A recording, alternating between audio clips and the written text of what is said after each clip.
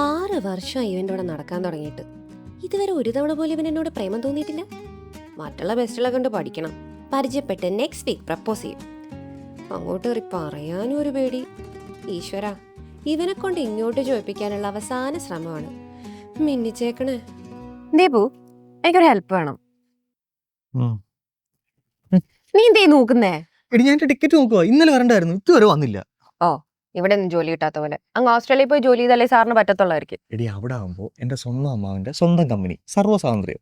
പിന്നെ അമ്മാവൻ്റെ മൂക്ക് എന്നെ കണ്ടുപോലെ ക്രഷ് അടിച്ചു കഴിഞ്ഞാൽ ആ കമ്പനി എൻ്റെ ഇരിക്കും.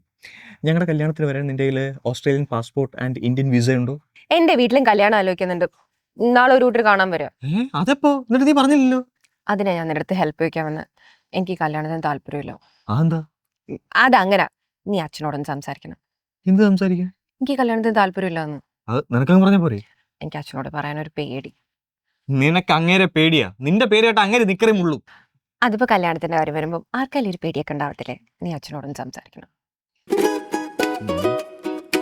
അച്ഛാ, നമ്മളുടെ മോളുടെ സന്തോഷമല്ലേ നമുക്ക് വലുത്. നമ്മുടെ മോളോ? അല്ല, മോളച്ഛൻ്റെ തന്നെ. അവളുടെ സന്തോഷമല്ലേ നമുക്ക് വലുത്. ഇത് ശരിയാ. അല്ല, അവൾ ഈ കല്യാണം വേണ്ടാന്ന് പറയാൻ കാരണം എന്താ? ഇനി അവളുടെ മനസ്സിൽ ആരെങ്കിലും ഉണ്ടോ? അയ്യോ, അത് ഞാൻ ചോദിച്ചില്ല. എടാ, അതല്ലേ ആദ്യം ചോദിക്കേണ്ടത്. തനിക്കാവുമ്പോ അത് ചോദിക്കാം, എനിക്കാവുമ്പോ അത് പറ്റത്തില്ല. ഇനി അവളുടെ മനസ്സിൽ അങ്ങനെ ആരെങ്കിലും ഉണ്ടെങ്കിൽ നമുക്കത് നടത്തി കൊടുക്കാന്ന്. ശരിക്കും? ആ അല്ല അച്ഛാ, ഞാൻ ചോദിക്കാം. നീ തന്നെ ചോദിക്കണം. പോ. അതെ, എന്തോ പറയാനുണ്ടെന്ന് പറഞ്ഞിട്ട് രാവിലെ മുതൽ എന്നെ ഇവിടെ പിടിച്ച് നിർത്തിയേക്കുവാ. എന്താ പറ? നിനക്ക് വന്ന ആലോചന നീ വേണ്ടെന്ന് പറഞ്ഞു. അതെന്താ?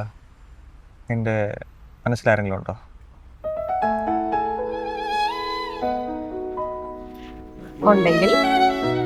ഉണ്ടെങ്കിൽ നിങ്ങളുടെ കാര്യം വീട്ടിൽ പറഞ്ഞ് ഞാൻ സെറ്റാക്കി തരാം. പറ.